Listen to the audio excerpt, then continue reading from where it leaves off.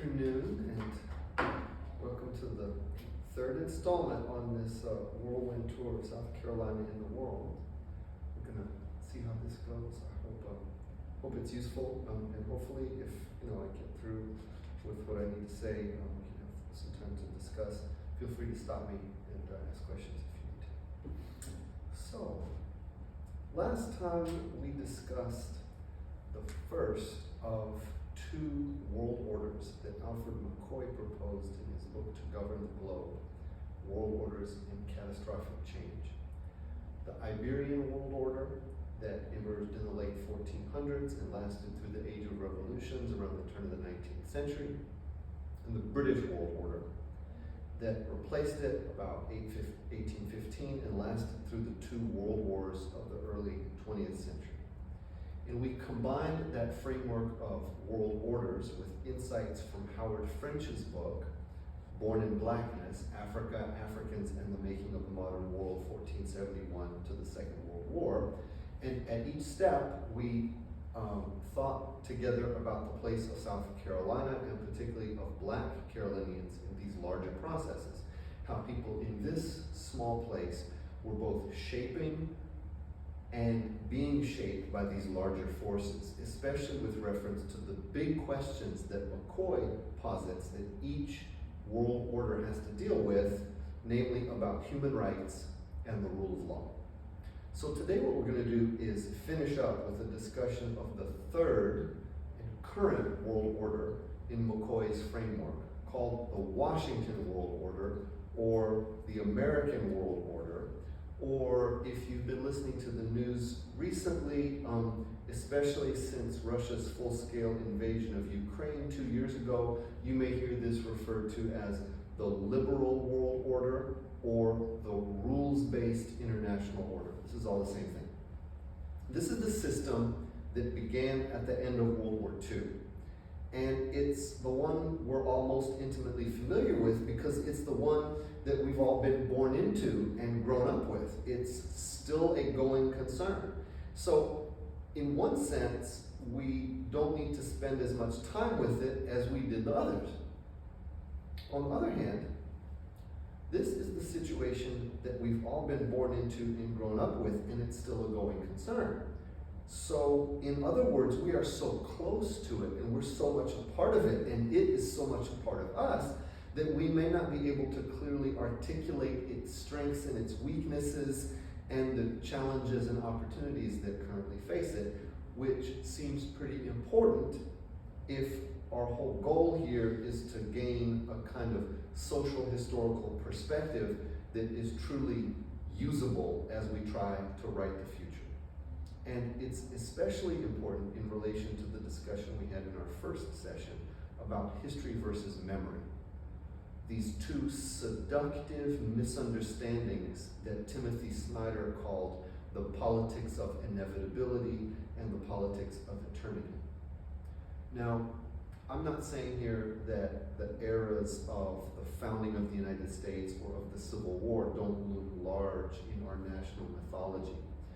But when Americans get complacent and we start talking about the end of history and how the market and democracy are almost like forces of nature that are going to unfold inevitably, it's this era, the era since World War II, that we are mostly remembering. And when that complacency, that politics of inevitability, is blown up and we start to hear voices saying we need to make America great again, the golden age in the past that they're referring to is the 1950s. It's right at the beginning of the Washington World Order. Not the real 1950s, by the way, but an imagined version of what the country was like before the Civil Rights Revolution and the Sexual Revolution and all the other dramatic changes of the 1960s and beyond. And finally, it's at this moment, this post-World War II moment, when Edgar tells us in his big book that South Carolina fades from the national consciousness, which gives us pause, right? Because we know how critical South Carolina was to the civil rights struggle and to the political realignments that it precipitated. all the way to the current crisis that the country finds itself in. And in this context, we discussed the Charleston Massacre of 2015 and the coup attempt of January 2021, two examples, if you will, of South Carolina roaring back onto the national stage. And so we suspect that as much as Edgar has done to bring South Carolina's history and culture to the public's attention through his book and his public radio show and so forth, we suspect that there's still a lot of work that we have to do to make better sense of our most recent past as well, not just the more distant, so that we can be better equipped to respond to the multiple existential crises that face us at every level, from the local to the global. So let's dig in.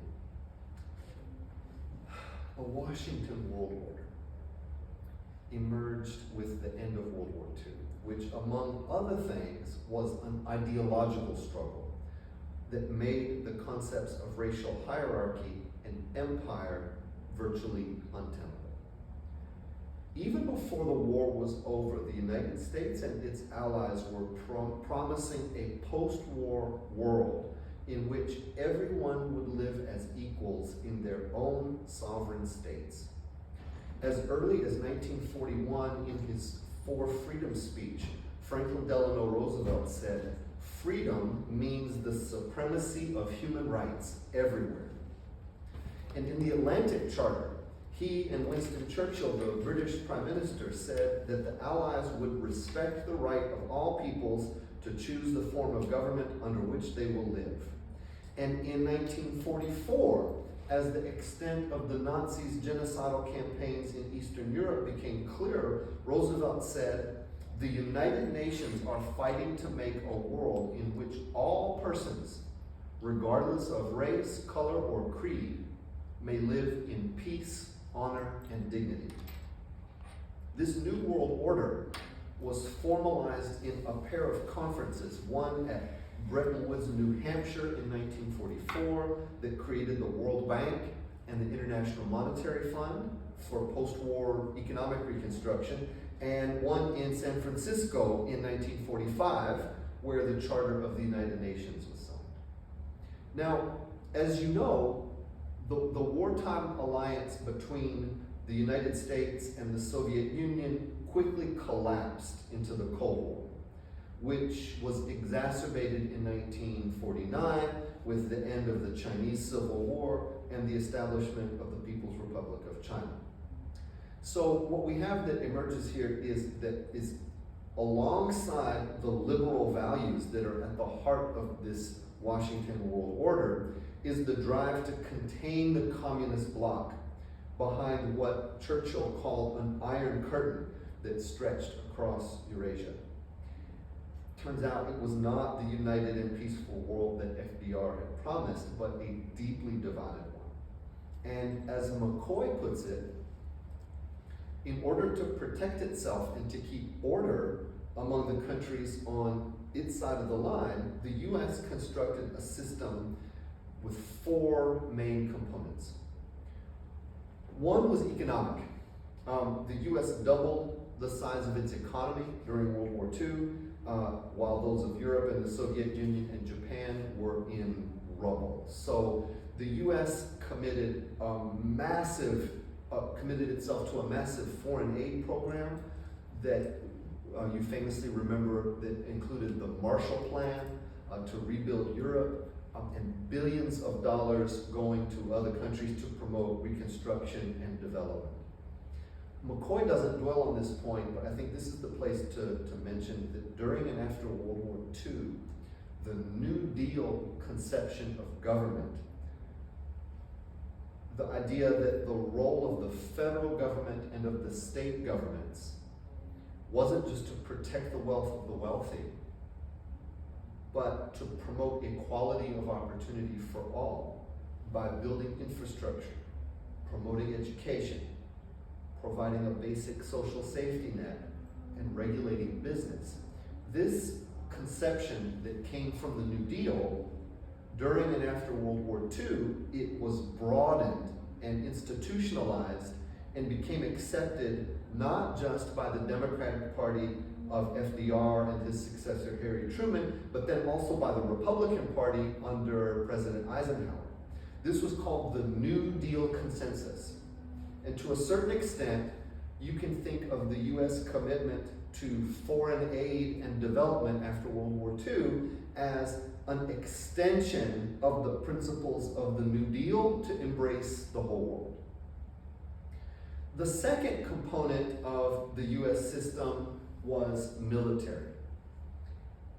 To keep shipping lanes open and to limit the expansion of the Soviet Union and China, the US poured unprecedented sums of money into an unmatched global military that included hundreds of overseas bases, a nuclear arsenal, massive air, land, and sea forces, and a network of multilateral and bilateral mutual defense pacts, particularly NATO, the North Atlantic Treaty Organization, at one end of Eurasia here. And then on the other end, additional treaties with Australia, New Zealand, Japan, South Korea, and the Philippines. Both are reflected in this map from the period. And at home, of course, this constant military posture led to a synthesis of science, industry, and weapons procurement that President Eisenhower famously referred to as the military-industrial complex, which became a principal driver of the US's booming economy. Very briefly, the third component that McCoy identifies of this US system is diplomatic, seeking to build political and economic alliances, not just military alliances, including with the former colonies in Africa and Asia that were winning their independence in the 1950s and 60s.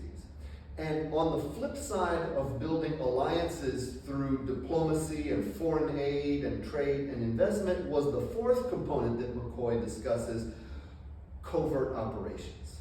That is, using the CIA and special forces to try to influence political outcomes in other countries, sort of behind the scenes, but not really, like using assassinations and coups and so forth.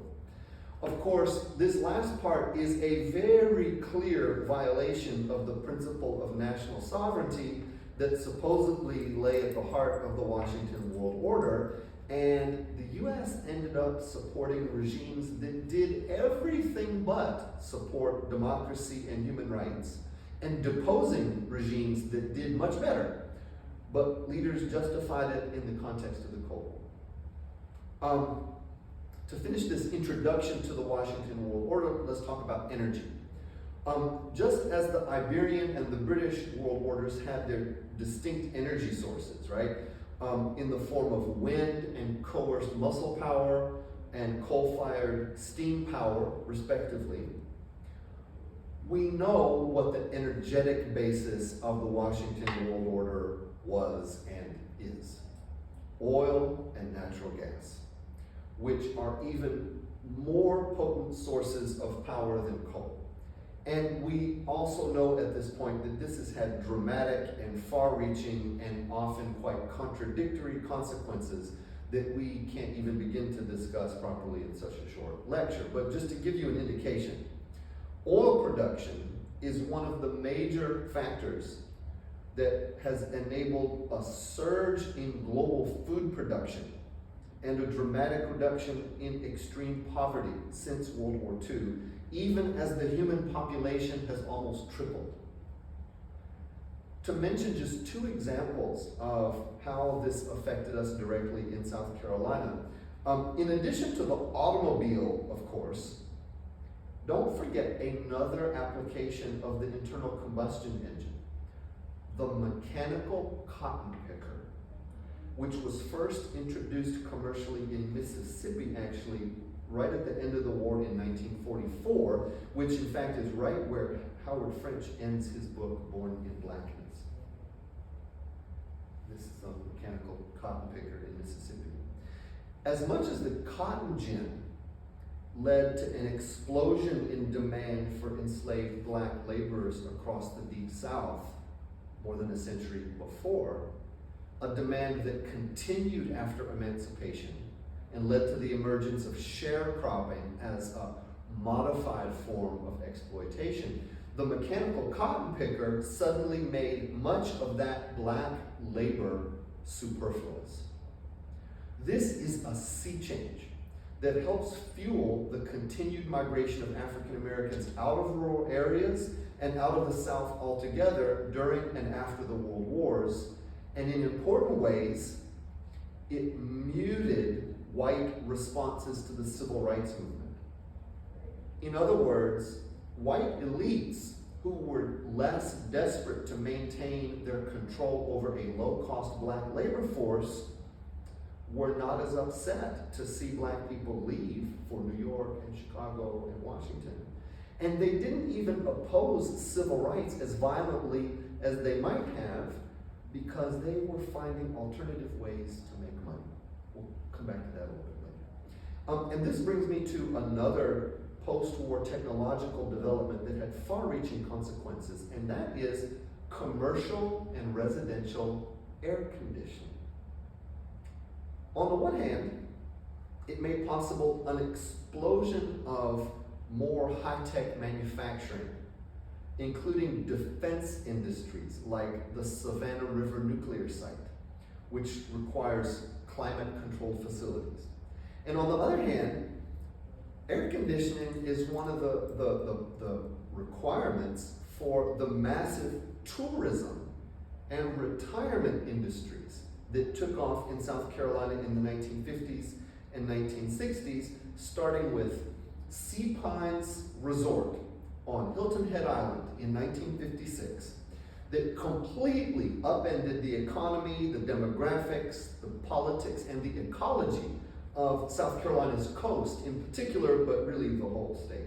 In fact, by the 1970s, with the demise of the Jim Crow regime and booming economic development, social scientists were describing the emergence of a whole new region, no longer the Deep South, but the Sun Belt, stretching from the Carolinas to Southern California.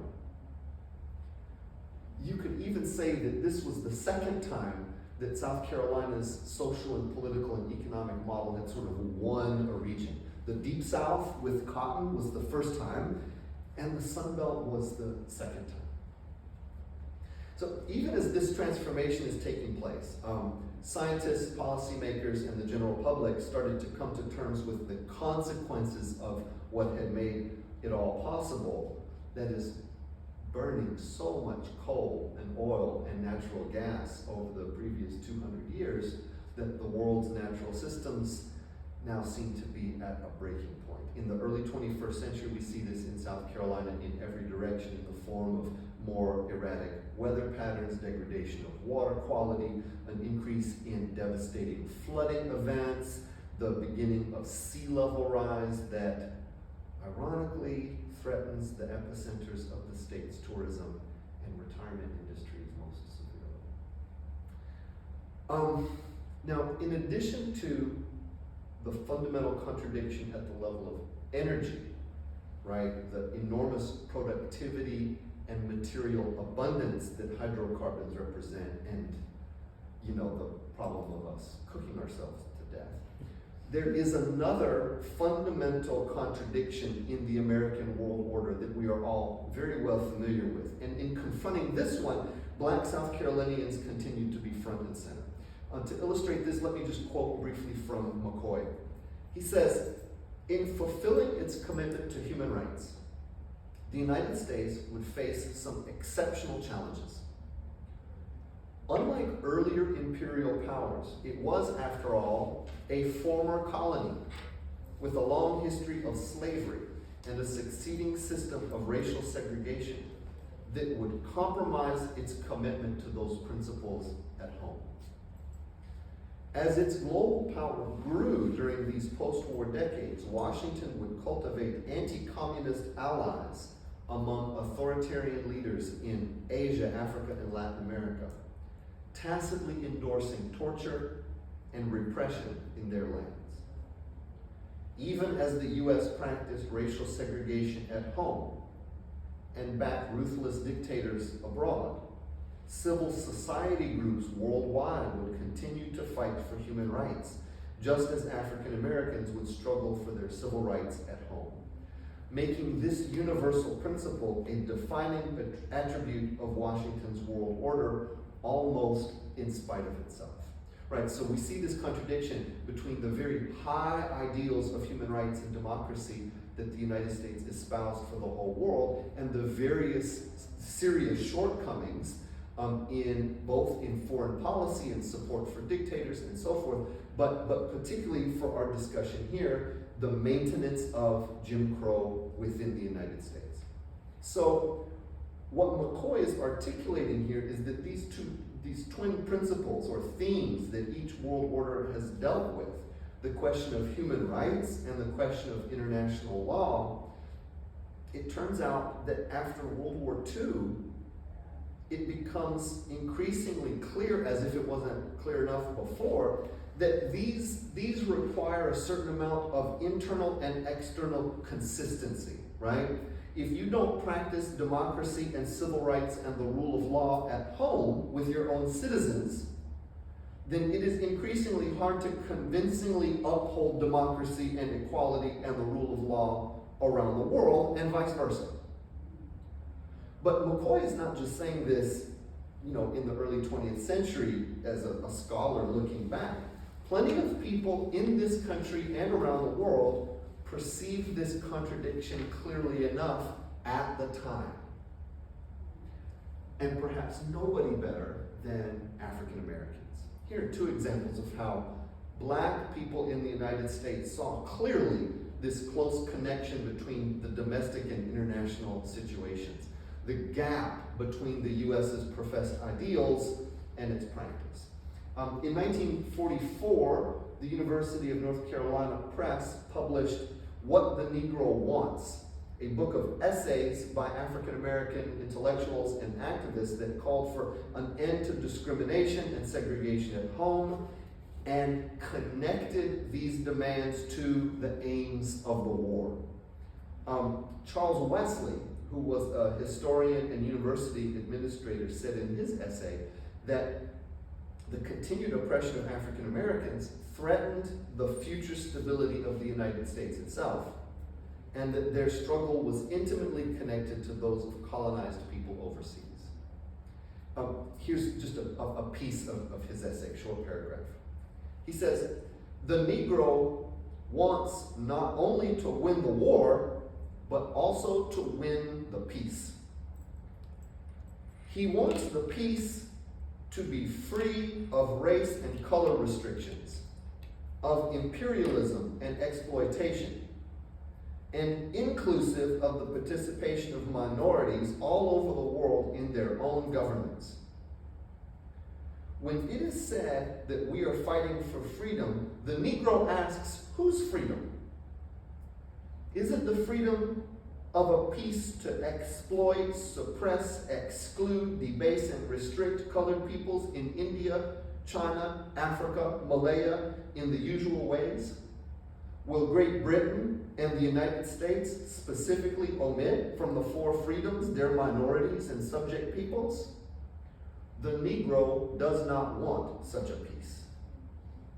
So here we find an example of a principled critique of U.S. leadership that held that democracy and human rights and the rule of law had to be applied universally at home and abroad for any of it to hold together, and for the United States to even survive as a democracy.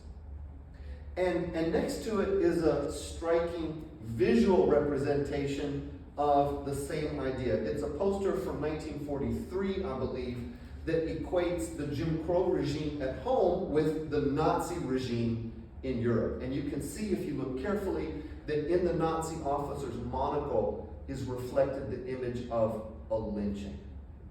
And the words at the bottom, "This is the enemy," clearly refer to both. Racism, prejudice, hierarchy, and violence are the enemy, the common enemy in the United States and overseas. In this connection, McCoy's account of the founding of the United Nations is really, really fascinating. He recounts how at the inaugural conference in San Francisco, pressure from the Latin American delegations, representatives of colonized peoples, and religious and labor and civil society groups from the United States, including the NAACP, resulted in a UN charter that was much stronger in its commitment to human rights and racial and religious equality and decolonization than even what FDR and the other allied leaders had in mind. Yet, the charter also prevented the UN from intervening in matters which are essentially within the domestic jurisdiction of any state, which meant that governments could abuse their own people without any fear that the United Nations would do anything about it. This could include the United States, in fact. One of whose delegates, John Foster Dulles, who would later serve as Secretary of State under President Eisenhower, specifically said that the U.S. needed to be protected from international pressure about, quote, the Negro problem in the South, unquote. In 1948, the UN General Assembly adopted the Universal Declaration of Human Rights, which the NAACP did in fact attempt to use to mount a broad campaign in the United States to address not only political inequality, but also the needs that African Americans faced in education and employment and housing and healthcare and so forth. The takeaway here is that when Charles Wesley and other black thinkers were raising fears of this so-called peace that would tolerate the same old imperialism and exploitation and racism, this was not just a theoretical discussion they were having. They were actively working to shape the Washington World Order into something better than it would have been otherwise. And they had a clear idea that stronger international institutions would promote democratization at home and vice versa. So the question that's on everybody's mind is, where was South Carolina in all this? And of course the answer is that it was pretty much everywhere. This is not a class in the civil rights movement per se, and of course our time is quite limited, but in order for us to think clearly and understand South Carolina today, and particularly in terms of governance and policy, we have to talk about the civil rights movement of the second half of the 20th century and what it meant for the process of democratization in the state. There are two areas I'd like to focus on, which had been central to black aspirations and black organizing during Reconstruction, and which remained so during the 20th century. And those are voting rights and education. Unfortunately, we won't be able to follow each of these threads in their entirety down to today, but rather what we'll focus on is the immediate post-war years, when the Washington World Order was still taking shape globally. And we'll make the case that far from fading from the national consciousness, as Walter Edgar suggests in South Carolina History, during this pivotal period, South Carolina was very much in the forefront of the country's struggle over universal human rights and equality and the meaning and practice of democracy. And although, as I said, we don't have time to take each of these themes step by step down to the present, I do want to point out that in both of these areas, voting rights and education, the struggle is very much alive today. There has been an ongoing fight over equitable funding and resources for public education for years. And in May 2019, one of the biggest demonstrations in the state's history took place when some 10,000 teachers and supporters marched to the State House to draw attention to issues such as low teacher pay, the teacher shortage, and the inequities between rural and urban schools. These are some of the photos that my boys and I took there. The WTF, by the way, I don't know if you can see it, but just for the record, it says, "Where's the funding?" That little girl is being quite popular.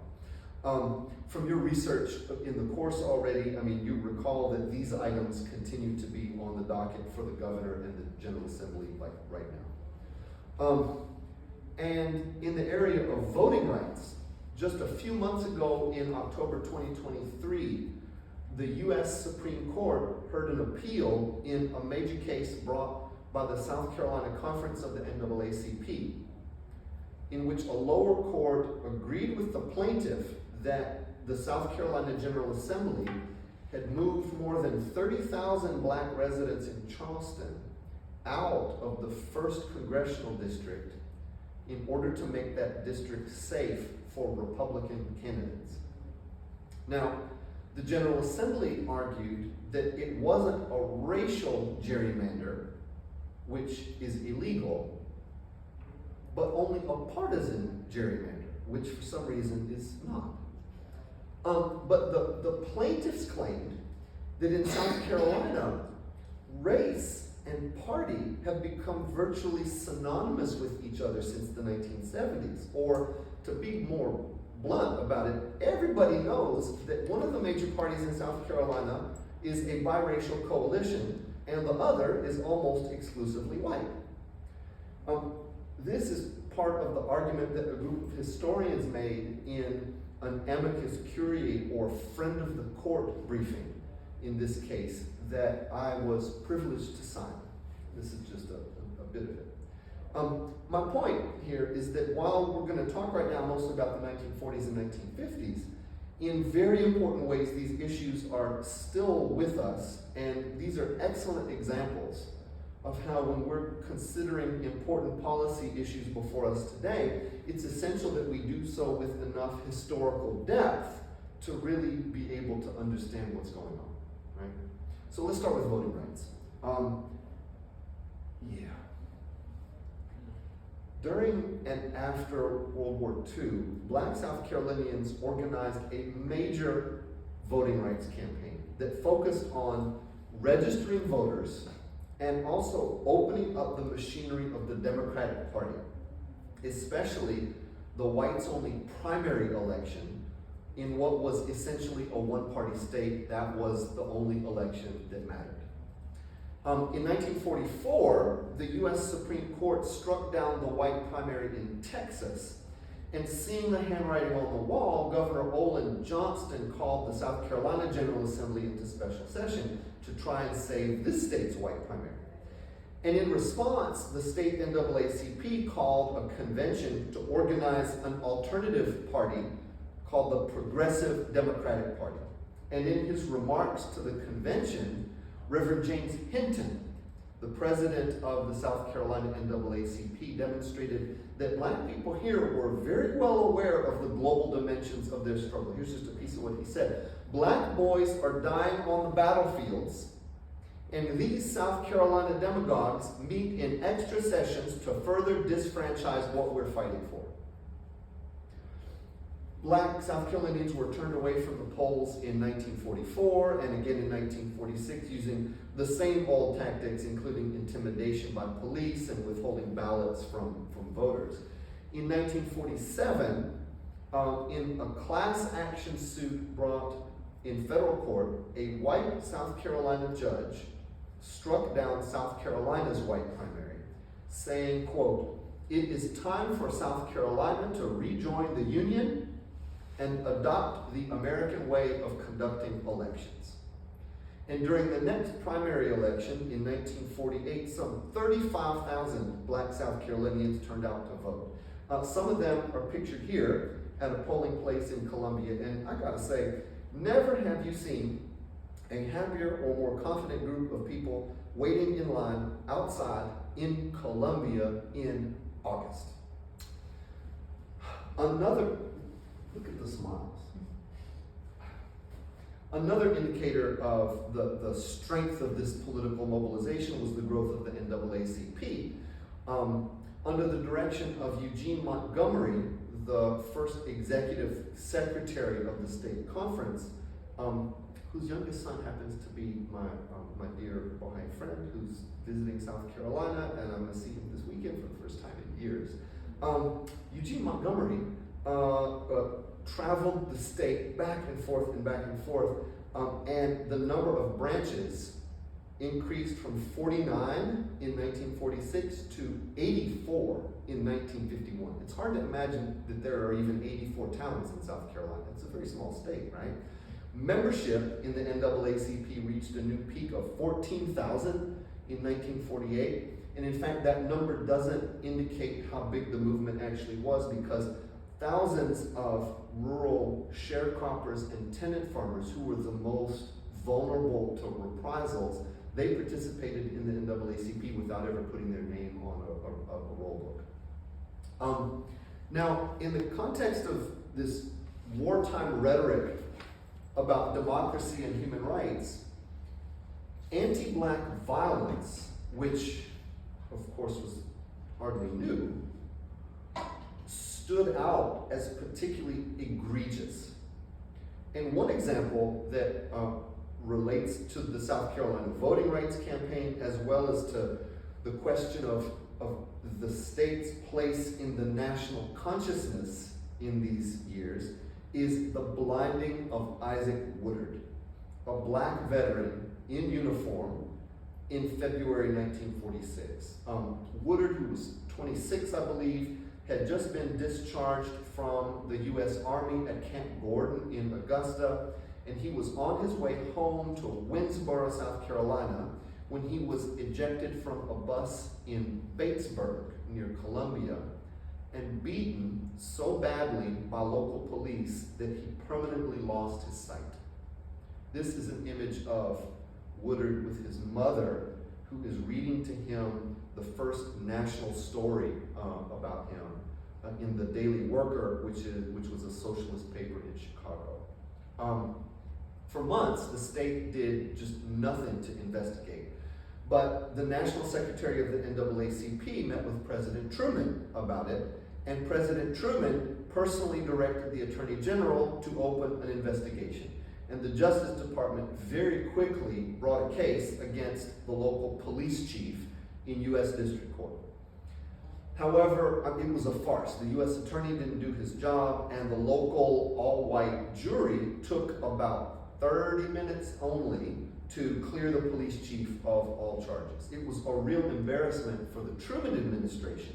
It was a failure of the federal justice system in the face of entrenched white opposition at the state level. And for President Truman, it reinforced the idea of the need for stronger civil rights action by the federal government. About a month after the trial, he appointed a high-level civil rights commission, and a year later, in February 1948, he sent a comprehensive civil rights bill to Congress that incorporated most of the commission's recommendations. And a few months after that, in July 1948, he issued 2 executive orders to desegregate all federal agencies and the U.S. Armed Forces.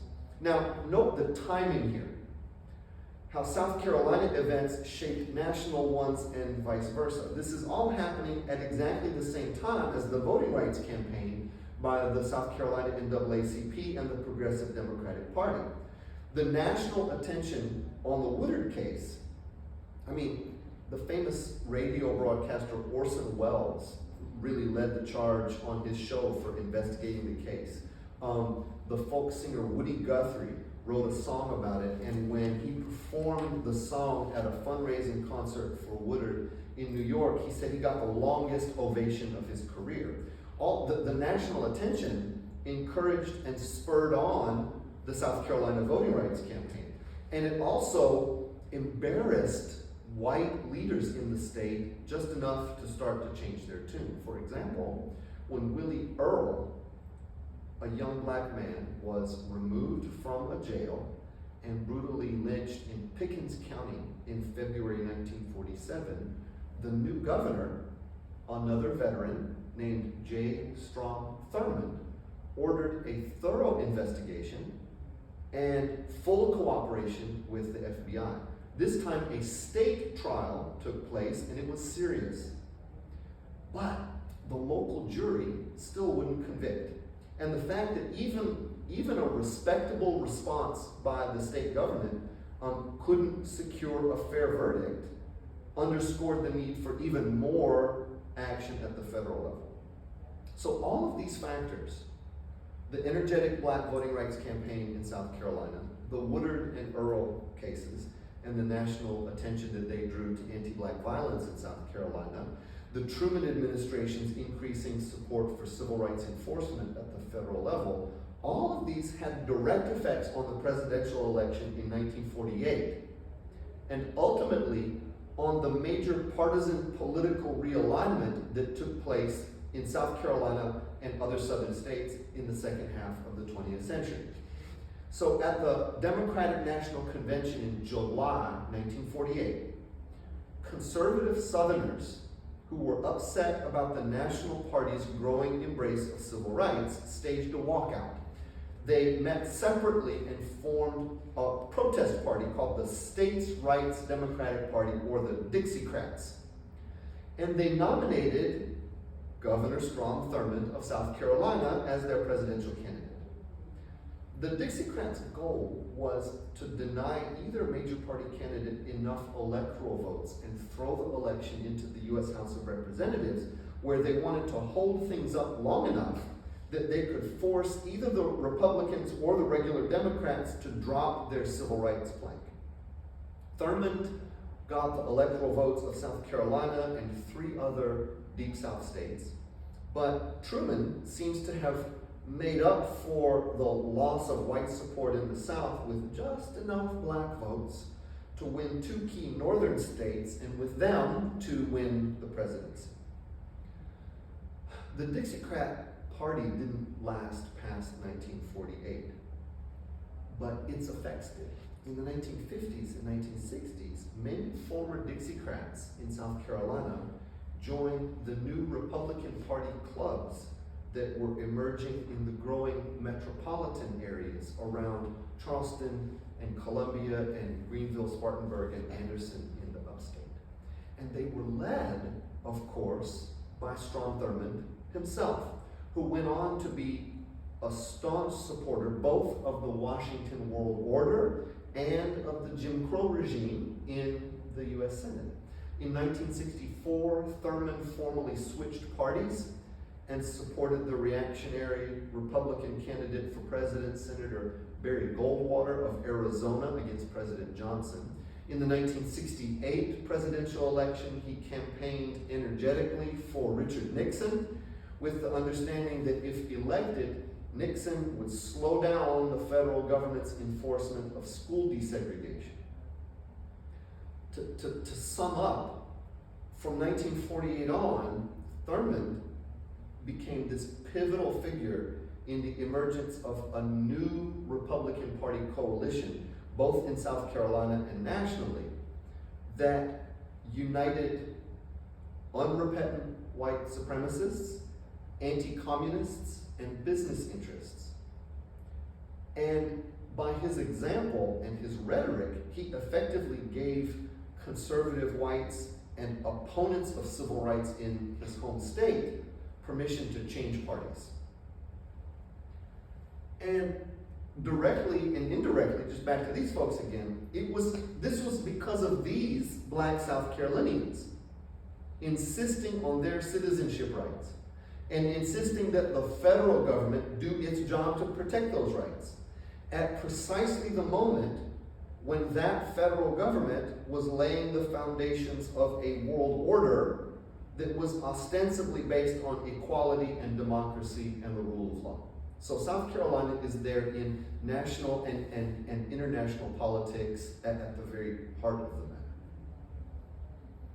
Now, I mentioned Strom Thurmond's effort to undermine school desegregation when he supported Nixon in 1968, and this brings us to the second focus of Black activism that I wanted to discuss, which is education.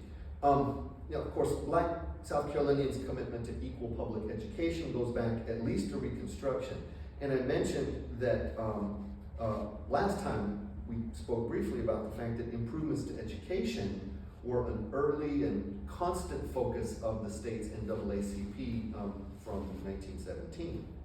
And it's also a major component of the post-World War II movement. And here, the most important and remarkable piece is this court case that emerged from Somerton, a small rural community not very far from here in Clarendon County. It seems like the unlikeliest place for a case to come from that would eventually make it to the US Supreme Court and prompt the overturning of the legal basis for racial segregation across the country, but that's exactly what happened. And it's another manifestation of the extraordinary vitality and organizing capacity of the state's NAACP in these decades. The name of the case is Briggs versus Elliott, and it was the first of 5 cases from 4 states and the District of Columbia that the US Supreme Court decided together in 1954, which we know better under the name of the headline case, Brown versus the Board of Education of Topeka, Kansas. I don't want to go into much detail about the origins and the perilous journey of the Briggs case and the people who brought it and shepherded it through the courts.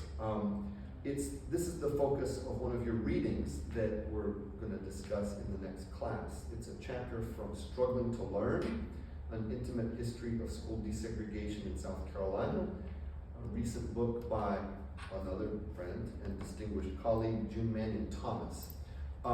Dr. Thomas is a retired professor of urban planning at the University of Michigan who grew up in Orangeburg and was one of the first black students to attend formerly all-white schools there.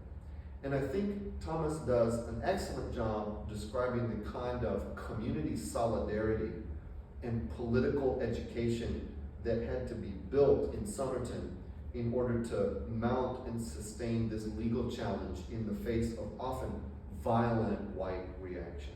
This is an image of the Briggs versus Elliott plaintiffs taken at Liberty Chapel AME Church in Somerton in 1951, I believe, by Cecil Williams, the premier photographer of the civil rights movement in South Carolina.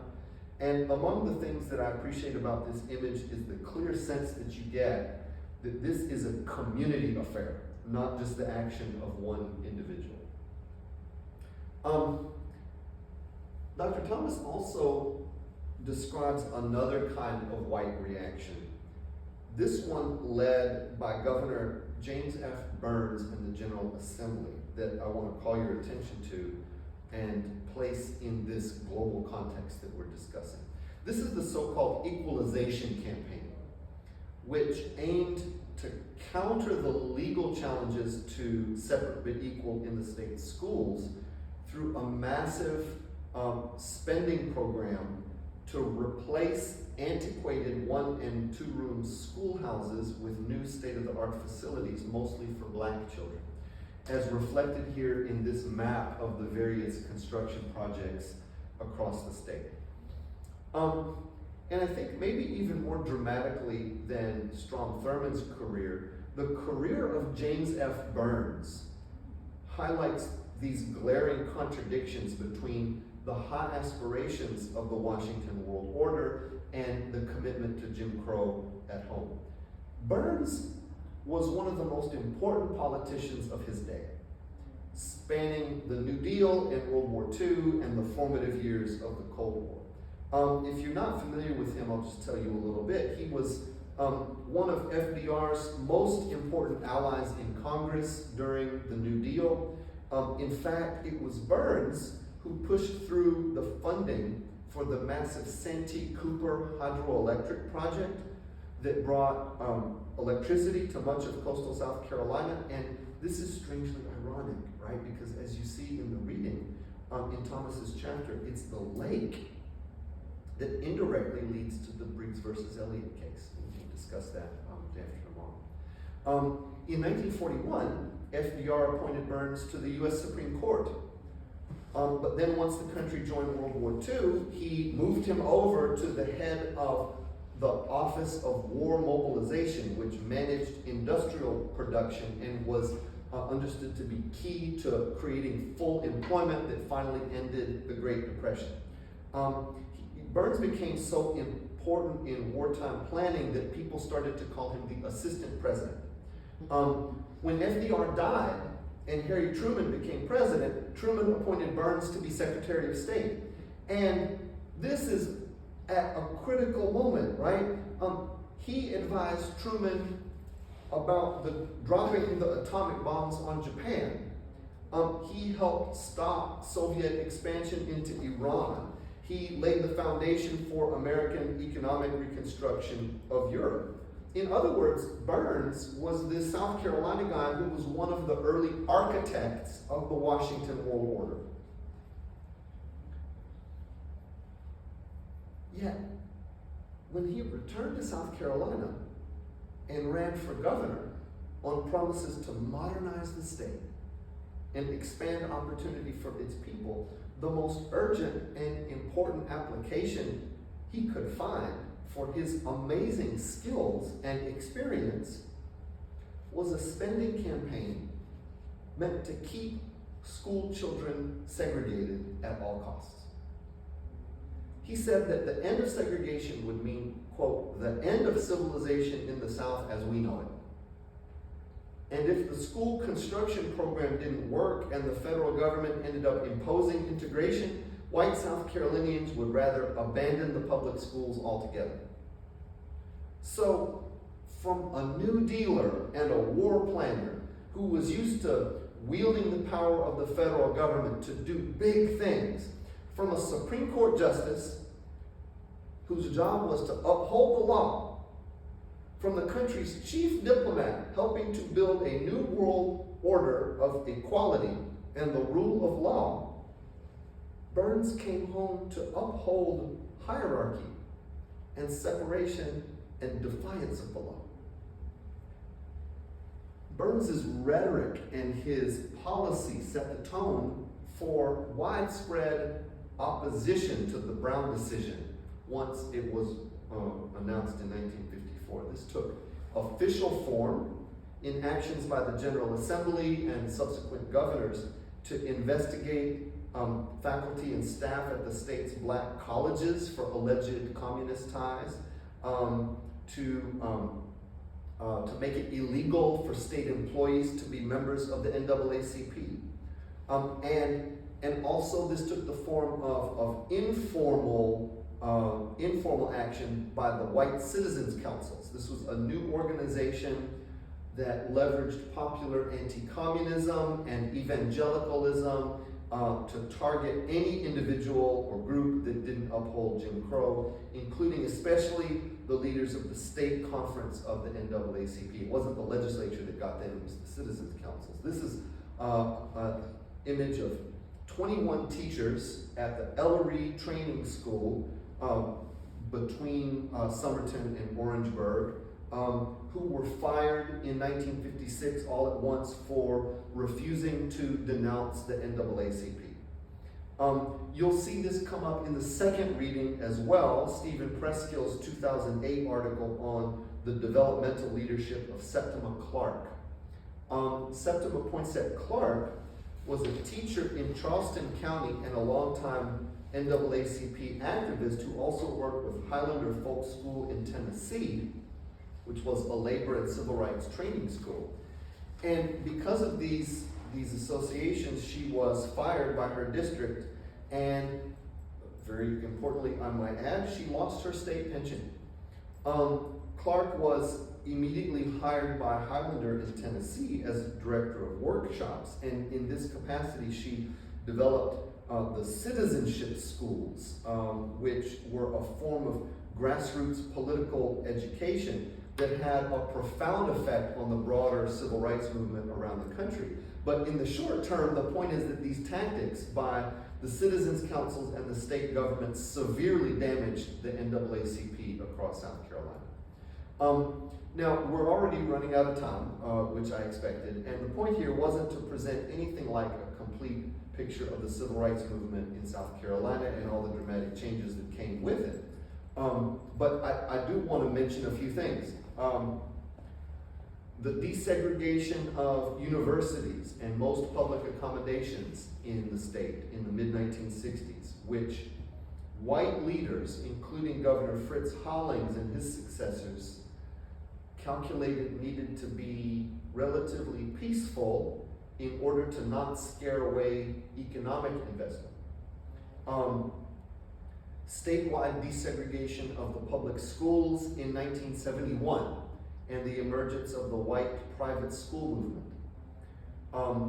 The massive registration of black voters after the Federal Voting Rights Act of 1965 and the election of the first black legislators since Reconstruction, plus a host of local and county officials starting in 1970.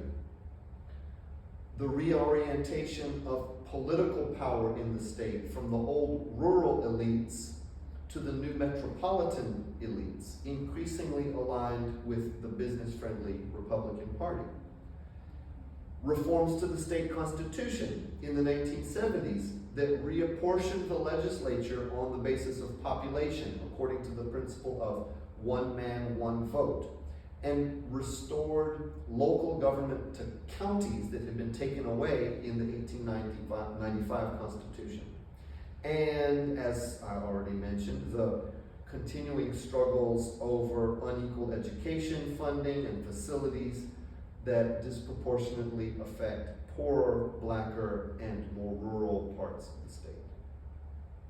And we've also barely mentioned South Carolina's economic model in the post-World War II era. This is, if you will, the Sun Belt model, which I would say revolves around tourism, leisure, and retirement, attracting investment, manufacturing in particular, from overseas and out of state, with a low-wage, non-unionized workforce, lax environmental standards, and low taxes, and a big, highly mechanized agricultural sector that includes big polluters like poultry and hog farms, and big extractive industries like wood and paper products, but employs a shrinking percentage of the population. This model has brought devastating decline in rural areas, but a lot of prosperity and population growth, especially in the metropolitan areas. And I think it would be really helpful for us to discuss this economic change as part of a broader cultural and economic and political shift in the country and in the world in the late 20th and early 21st centuries. It's called, depending on the context, Reaganomics, or trickle-down economics, or neoliberalism, or if you're talking about the World Bank and the IMF forcing these ideas onto poor countries that can't pay their debts, it's called the Washington Consensus. At any rate, it goes by different names, but I would love for us to be able to talk about how a number of South Carolinians, including these prominent political strategists, Harry Dent and Lee Atwater from Columbia, how they helped to craft the partisan language and structures and strategies that made it possible for this economic ideology to flourish. But we just, as much as I would like to, we just don't have time today. What I have tried to do is share a few thoughts about how Black South Carolinians and their supporters conceived of a more just, more equal, more democratic society during and after World War II. And something about how they attempted to create and build the practical structures and approaches to sustain their movement, and how their efforts shaped and were shaped by broader struggles over human rights and the rule of law around the world in the context of the emerging American world order. I've tried to make the case that far from what Edgar suggested in the preface to his book, that South Carolina faded out of the national consciousness in the years after World War II. In fact, South Carolina was at the forefront of these important struggles nationally and internationally, and perhaps it is only the consciousness of the nation that has been unclear, right? To wrap up, and then I'd love to see what your questions and comments are. Let me go back briefly to the original propositions that I started with, and to this truly precarious moment, full of potential, that we find ourselves in at every level of society. I mean, whether we're looking at our local community or South Carolina or the US as a whole or any other part of the world, I think that the choices before us all are becoming clearer and clearer. It's either democracy or autocracy. It's either equality or hierarchy. Self-governance or empire. Prosperity for the whole community or take whatever you can while you can. It's either universal human rights or might makes right. It's either caring for the whole planet in trust for all of its inhabitants, or it is cooking ourselves to death. Either we are one human species, so we are all fundamentally equal, and we're all striving for connection to each other, and we build a world and all the component parts of the world based on that conviction.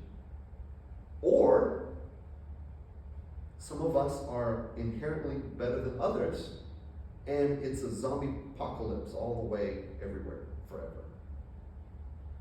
And my point is that although circumstances have changed a great deal, these are the same basic choices that people faced at the founding of the Carolina colony in 1670. And during the Revolution a century later. These were the same choices that were at the heart of the Civil War and Reconstruction and Jim Crow.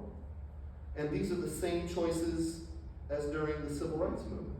And at every step, we can look back and we can see Black South Carolinians in particular as global leaders of doing the next right thing.